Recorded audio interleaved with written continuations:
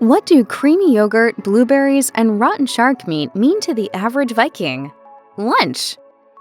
While Vikings are often depicted as little more than vicious barbarians who plundered the peaceful settlements of northern Europe between the 9th and 11th centuries, recent historical research reveals there is much more to them than meets the eye. According to Britannica, the Vikings built a sophisticated Norse culture that included farming, fishing, and trading, and in spite of their warlike reputation, actually ate very well. Surprisingly, a Vikings' well-balanced diet of meat, fish, and vegetables was much better than their contemporaries in other cultures. Since most Viking people lived along the coast or beside rivers, it's no surprise that around 25% of the calories in their diet consisted of seafaring fish such as herring. According to websites like Life in Norway and the Viking Answer Lady, eating fish was central to the Vikings' diet, and it's very clear that fish was a vital food source for the Norse. This means we need to adjust our image of the Vikings somewhat. While we usually picture them sailing across the seas in their dragon-headed longboats, the reality appears to be far less glamorous.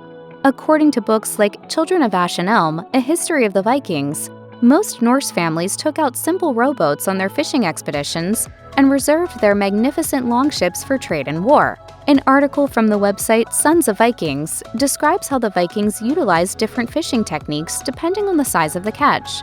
It's believed that they used a line to catch large fish such as salmon, and nets for smaller fish like herring. The Vikings also ate marine mammals, though they would have avoided actively hunting them, preferring instead to scavenge off the larger animals like beached whales. Evidence also suggests that Vikings in remote areas like Iceland, Greenland, and northern Scandinavia hunted seals and walruses for their meat. As far as the Vikings were concerned, the most important kind of livestock one could own was cattle. Researchers have discovered large piles of bones near Viking settlements in Scandinavia that included the remains of cattle alongside traces of goats, sheep, and pigs. They have also discovered that Vikings raised geese, chickens, and ducks for their meat and eggs. However, it is believed they were generally only slaughtered as cold weather approached in order to maximize their yield and to conserve feed for the remaining animals for the harsh winter ahead. Is that an important message you have there, little raven? That's a chicken. Research published in Science Norway asserts that while the Vikings did eat horse meat, it was probably only consumed at festivals rather than as an everyday staple. Horse bones are rarely found around Viking settlements, but they have been discovered in the wetlands. In the Christian Middle Ages, the consumption of horse meat became associated with pagan sacrifice, so this may be a hint the consumption of horse flesh might have been part of ritual feasts.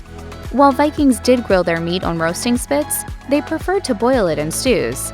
Meat and vegetables were usually cooked together in clay or iron pots, and eating was a community affair, with the stews sometimes boiling over open flames for days.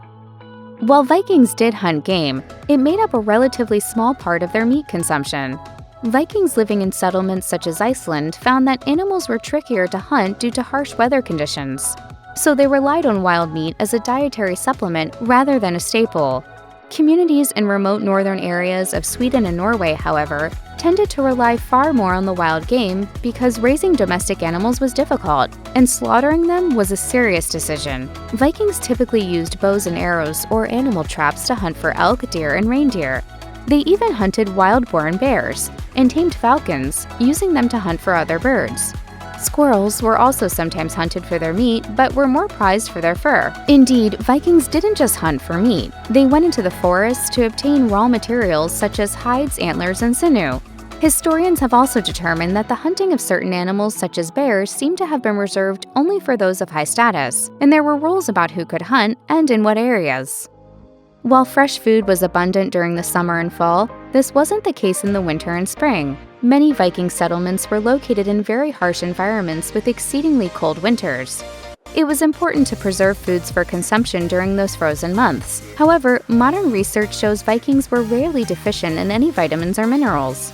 Typically, the Vikings slaughtered sheep and cattle in October and pigs in November or December, so they didn't have to feed them during the winter months. This ensured there would be plenty of meat, but the preservation of food tended to vary from region to region. Most of the more common methods included salting, smoking, drying, fermenting, or pickling in sour way. Freezing was also common in northern Scandinavia. Salting was a great way of preserving food, but the mineral was expensive because it had to be imported. Many families resorted to drying or smoking their meat and fish, and archaeologists have discovered smokehouses and storage sheds that date back to the Viking Age. The Vikings also fermented food in underground pits. Fermentation is still a part of Scandinavian dishes such as rotten fermented shark, a delicacy still consumed in Iceland today. It's easy to picture the Vikings as carnivores, but the truth is they ate a lot of fruits and veggies. But while staples we enjoy today like tomatoes, cucumbers, and potatoes were not on the menu, there were plenty of other options. Onions and Norwegian angelica, also known as wild celery, were often consumed, and they were so important, they were actually mentioned in some of Norway's oldest laws, which made the raiding of a vegetable patch a lawless act.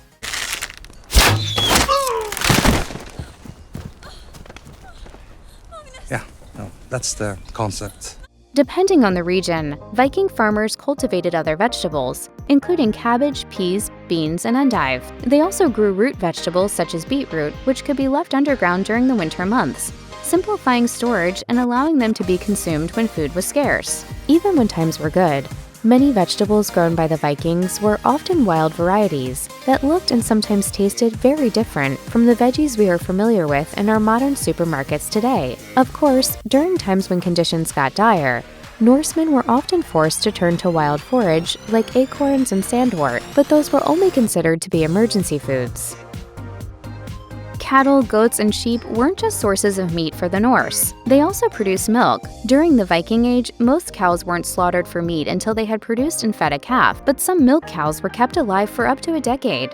While Vikings probably enjoyed drinking milk, it was usually processed into other longer-lasting foods that could be consumed during the winter, such as butter, buttermilk, cheese, and curds. Salt was usually added to cheese and butter to preserve them, and whey, the sour liquid that separates from the curds during the cheese-making process, was also used to help keep butter more palatable for a long time. The Vikings also processed milk into skyr, a type of soft, mild-flavored yogurt still eaten by Icelandic people today. High in protein and low in sugar and fat, skyr is still considered to be a healthy food in Scandinavia, where it's often eaten for breakfast or as a snack. Skyr has a consistency similar to Greek yogurt, but it has a thicker and creamier texture thanks to the unique Icelandic cultures and the amount of milk used to make it. According to the website Eating Well, producing 1 cup of skyr typically requires around 4 cups of milk.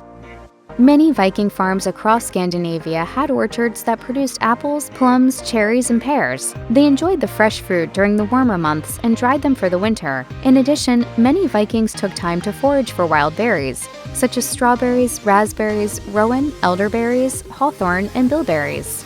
Many sources erroneously refer to bilberries as blueberries. However, even though the Icelandic word for bilberry literally translates as blueberry, bilberries are actually distinct from the blueberries you might snack on nowadays.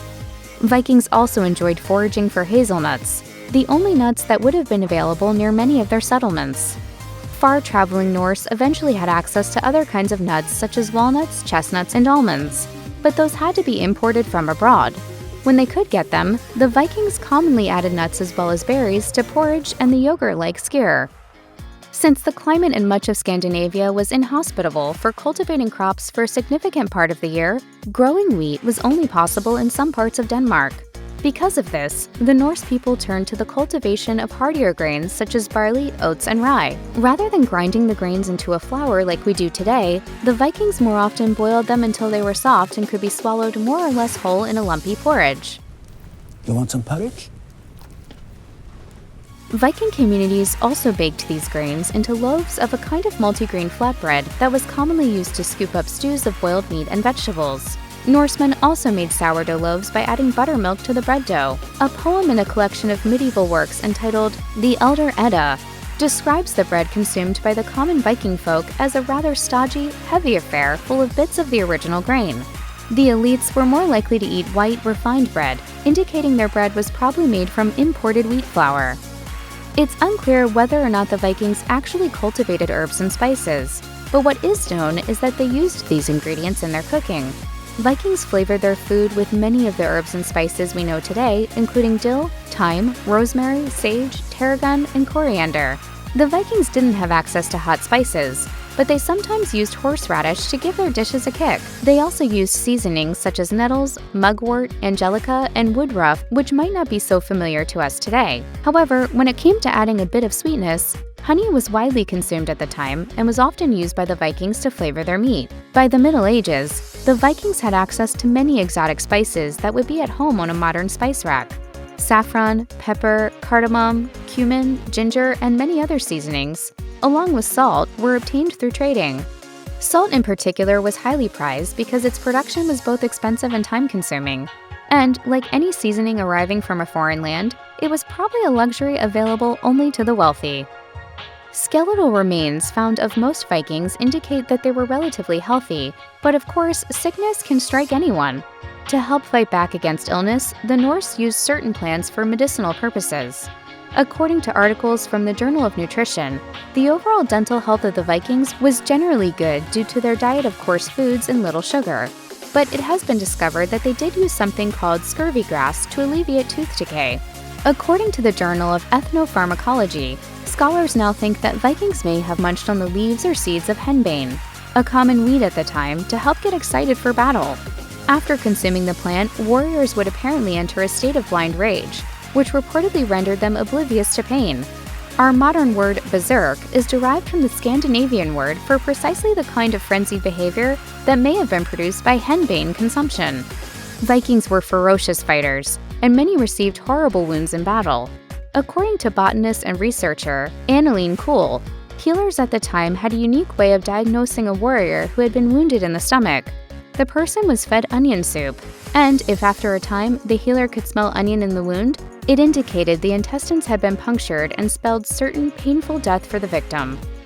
If anything is known about Vikings, it's that they enjoyed a variety of alcoholic beverages, including beer, mead, and wine. While the Vikings drank beer daily, mead and wine were probably only enjoyed by royalty or were reserved for special occasions. Norse tales and poems like Beowulf often refer to the Vikings drinking beer and mead from lavishly decorated horns, an image most of us are familiar with thanks to movies and television. Viking-age beer was brewed from barley, which grew well in the northern climates, with hops sometimes added for flavor and its preservative properties. Viking beer would have been pretty weak when compared to today's brews, but mead, on the other hand, was much stronger. Mead was made from fermented honey that was cultivated in southern Scandinavia. The alcoholic beverage was then imported to the Viking settlements in other regions.